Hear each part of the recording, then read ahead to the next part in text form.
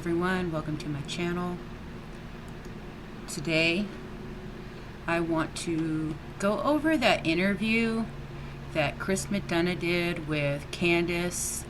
I think it was in July of 2021. It was in the very beginning of this case, in the very beginning when Summer had first disappeared, and I wanted to look a little bit at Candus's behavior, the things Candus said, and where her guilt lies. I'm going to pull this up. Wanted to listen. The vapes that I bought were nicotine vapes from the hippie house. Next door. Right, next door. Okay. Well, no, they're kind of, one's further down by the mall. The smoke shop's further down by the mall where I got the IC. And the hippie house is just right over here before you crossed over the bridge. Got it. Okay, so the smoke shop where you bought the we went to the hospital. I'm like, so I moved it back away from him as quick as I could, and I was videoing them flowers and then back at Summer again real quick. This is the part where I really noticed she really wants Chris to notice that what she's saying about Hunter throwing up gang signs. And I find that kind of interesting that she's so focused on that. But this interview was done just right after the interview with Hunter on the front porch that Chris did. And in that interview, Hunter made Dawn and Candus look really, suspicious. He mentioned things that, were denied by her. He talks about the twisted teas, and he talks about the vapes and all that. And he also talks about how she showed up the next day at his house, or a day after, wanting him to delete things off her phone or something like that, or no, look at her phone. He looked at her phone and she had deleted stuff. And then he decided to get in the water right there, and he went like this with the water a couple times. I told him, please stop that. She don't like to be splashed. Okay. Yeah, so she's just trying to make Hunter look like not that great of a guy. So he quit and got out. And I said, come on, Summer, we got to go get Grandma's prescription. But you could see her face when she's talking about Hunter. She really has a lot of disappointment in her face. And even her voice tone, it's like kind of disappointing. I think she's disappointed in herself that she had inappropriate behavior with a teenage boy, and now that's being aired and everybody's hearing about it. That she gave him alcohol, gave him vapes, things, that are illegal, but they're not as severe as what people now are suspecting her of, and that is harming her own daughter and being a participant in the disappearance of her daughter. So, but I don't believe that. I believe that watching these videos and watching the interviews prior, the early ones, the earlier videos, it kind of shows that she is guilty, but all of her guilt lies in those actions, in the actions of inappropriate behavior with a teenage boy, providing alcohol, providing vapes. She even seems a little guilty, and she even over talks about the flowers from the park and that's illegal. Those are all things that, that are weighing on her. That's where her guilt lies, are in those things. But when she speaks on Summer, she doesn't really seem to be over-explaining or expressing guilt during that. We just got back in the truck and left. Okay, so a lot has been said about the tea thing, right? And there's Can over there and stuff. Now, I asked Hunter, When we come down tell me here, the this story whole on place that. was littered in trash. Okay. It was all trash down here. Like, them teas were all over through there, all through everywhere. Okay. There was flowers that my mom wanted to pick from here. So you see, you know, she's feeling guilty. She's guilty because she knows that that they did get a tea, you know. And then the second thing she goes to right away in her mind is these flowers, because that's the second thing that she's scared about and that she feels guilty about. And I said, Mom, you better not do that. It's a state park. You get in Okay. trouble for that if you get caught. Okay. I'm not getting caught for that. Okay. And I told her that, and we just walked on back to the truck, but I don't know where that iced tea coming from. So it kind of shows you where her guilt lies there. Seeing how she is so guilty and really trying to create like alibis and reasons and excuses for the behaviors, the inappropriate things she did prior in that day, that's where she's guilty. That's what's on her mind. Those things are what are on her mind. If you did something to your daughter so horrific that resulted in her no longer being here anymore or disappearing, that would really be where your mind would, you would be so focused on that. That would be your guilt. Not some tea or some Skittle lighter or Skittle vapes or some flowers or something. Your guilt would be on that. That's where your focus would be. And she's not guilty there. That's not where her mind goes. Her mind goes to these small, trivial things that she did that some people, of course, are going to say, yeah, that's terrible. Giving a minor alcohol is terrible. Inappropriate behavior with a kid is terrible. You know, those things are terrible. But that's where her guilt lies. They're not as extreme. It's not as extreme as the disappearance of your daughter or you know, disposing of a body after an accident. Those things would be so traumatic, and that guilt would be so strong in you that your brain would keep going back to that, not some twisted tease. And I feel like she's innocent in harming her daughter. I think she really doesn't know. And that her mind just keeps going back to those things that she's afraid she's going to be in trouble for. Because she's not trying to make excuses about Summer. She's making excuses about other little things that she's so afraid of being in trouble for that it makes her look so guilty later that people suspect her for the disappearance of her daughter. She's that naive to it. She's really naive and doesn't realize it. I know that I did buy an iced tea Okay. from the smoke shop in town, but I bought that iced tea for my mother. Okay. And Okay. if she was here today, she would tell you that. Right. Right. And the vapes that I bought Yep. were nicotine vapes from the hippie house Next door. right next door. Okay. Well, no, they're kind of, one's further down by the mall. The smoke shop's further down by the mall.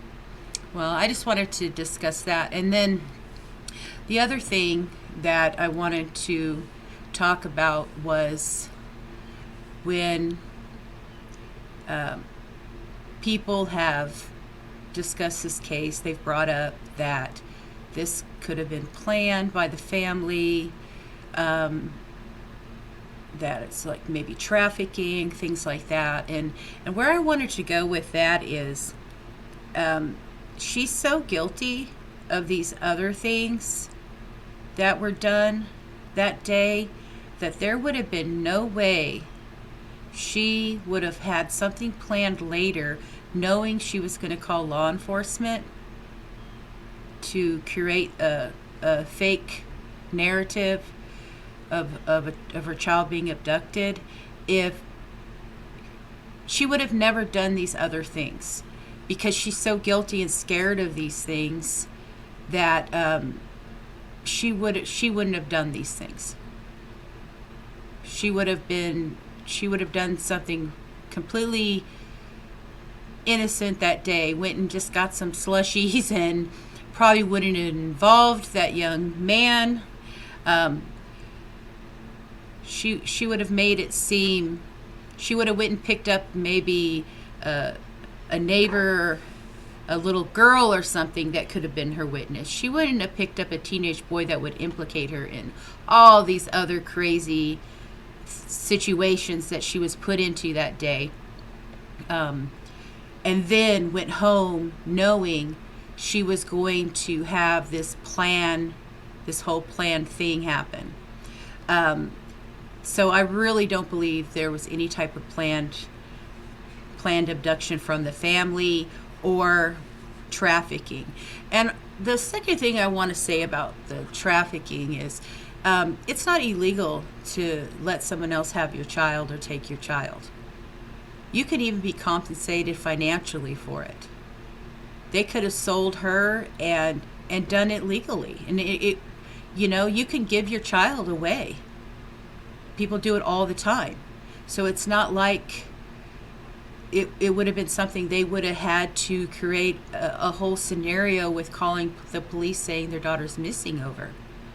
So that theory is kind of ridiculous to me. There's almost probably every family out there has children living with another family member or friend. It's very, very common. That's ridiculous to think they would have to traffic their own child in that way and create a story that she went missing or was abducted, when they could just give her away, sell her,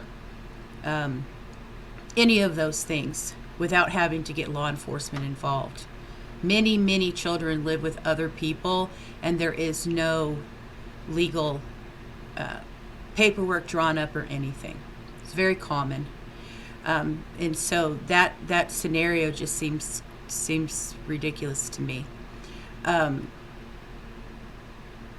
Also, the other thing I wanted to say is that if there was an accident or something intentional by the family, people did not know this family very well. They weren't very familiar with them. Many of the neighbors did not know how many children she had. It had been mentioned by different neighbors that they thought maybe she even had more children. Or what the one neighbor didn't know what the children even looked like. So for her to have to call law enforcement and report the child missing or abducted after an accident, they probably could have never called law enforcement, and no one would have ever known Summer went missing or that something happened to her. People really didn't pay that much attention to this family. Nobody questioned it when the older son and Don had left for a few months and went to Utah. Nobody questioned it. Don could have come back without the son and just said he left the son there with his family, and nobody would have questioned it. So for them to have to call law enforcement to hide or to pretend an incident happened to hide the fact that they did something kind of doesn't make sense to me either, because they could have very, very easily just gave her away or did anything without anybody ever questioning it. So when you look at those scenarios, her guilty knowledge and what she's guilty of and what she's not acting guilty of, and how, and the thing is, so with Dawn and Candus, they know how it works to give children away. They've done it before. They both have children prior to their marriage that were given away and taken away, and they didn't really have any repercussions from it. So to do it again would not be something, unfamiliar to them. That's something familiar to them. They know how to let your children live with other family members. It's common in their their family dynamic, even with both of them as they were both growing up as children. Dawn and Candus both lived in different households at different times and with different parents, and moved around and lived with different people. So, they're familiar with that concept. So it wouldn't be something that would even be a problem for them. There's no reason they would have, made up this narrative and then called law enforcement later about it. It just isn't realistic. So by looking at all of these different scenarios and determining which ones are not plausible, there's only a few left that are.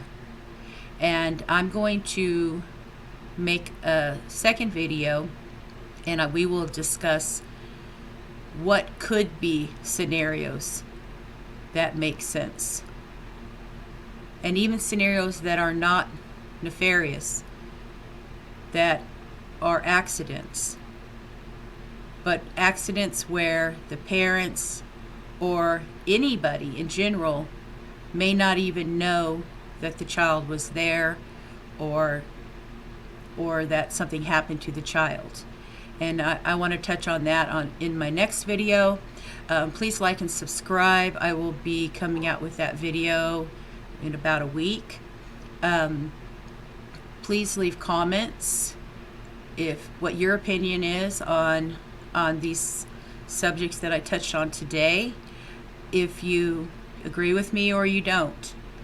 It's just really hard for me to continue to watch and think about how people have accused these parents of a horrible crime against a child, when you can kind of sit back and watch their behavior and their past behavior, and they're just, they're not perfect people. Far from perfect.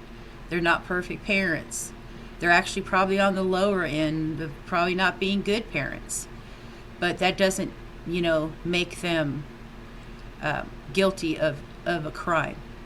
So I just wanted to discuss that today. And like I said, like and subscribe. And I will be coming out with some more content next week. Thank you for watching.